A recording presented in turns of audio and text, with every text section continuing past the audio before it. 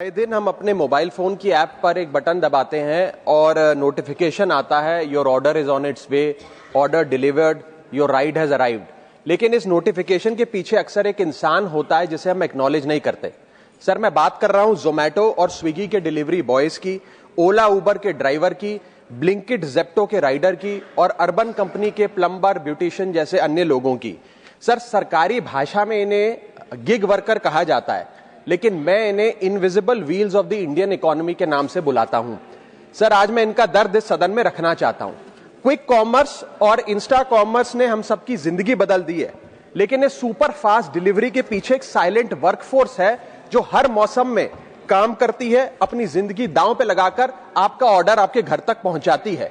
और इस silent workforce की छाती पे चढ़ के आज ये तमाम बड़ी ई कॉमर्स और इंस्टा डिलीवरी एप्स और कंपनीज बिलियन डॉलर की वैल्यूएशंस हासिल कर चुकी हैं, यूनिकॉर्न्स बन चुकी हैं। लेकिन इन गिग वर्कर्स की हालत आज भी एक दिहाड़ी मजदूर से भी बदतर है। सर, इनकी कुछ चीजें, कुछ दर्द मैं आपके समक्ष रखना चाहूंगा और चाहूंगा सरकार तक पहुंचे। पहला है स्पीड और डिलीवरी टाइम का जुल्म। आजकल सर एक 10 मिनट की डिलीवरी का खतरनाक ट्रेंड चल रहा है।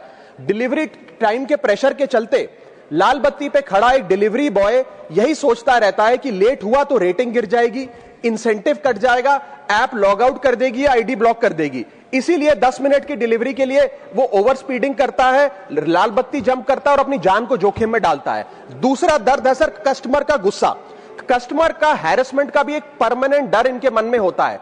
जैसे ही ऑर्डर 5 से 7 मिनट लेट होता है, देखा जाता है कि कस्टमर फोन करके पहले तो डांटता है, फिर जब ऑर्डर डिलीवर करने आता है तो उसे धमकाता है कि मैं तेरी कंप्लेंट कर दूंगा, और उसके बाद 1 स्टार की रेटिंग देकर उसके पूरे महीने का परफॉर्मेंस और बजट बिगाड़ देता है।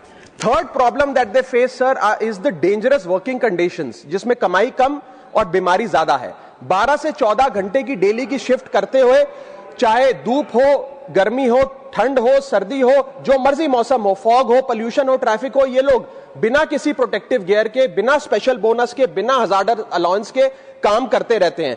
और सर, इनकी स्थिति तो फैक्ट्री में काम कर रहे एक कर्मचारी से भी बदतर है, क्योंकि ना इन्हें परमानेंट एम्प्लॉयमेंट मिलती है, ना ह्यूमेन वर्किंग कंडीशंस होती है, ना हेल्थ एक्सीडेंट इंश्योरेंस मिलती है। फिर भी सर ये अपना दर्द छुपाकर, अपनी जॉब इनसिक्योरिटी और होपलेसनेस छुपाकर जब आपको आपका ऑर्डर डिलीवर करते हैं तो मुस्कुराकर कहते हैं कि सर थैंक यू, मुझे 5 स्टार रेटिंग दे दीजिएगा।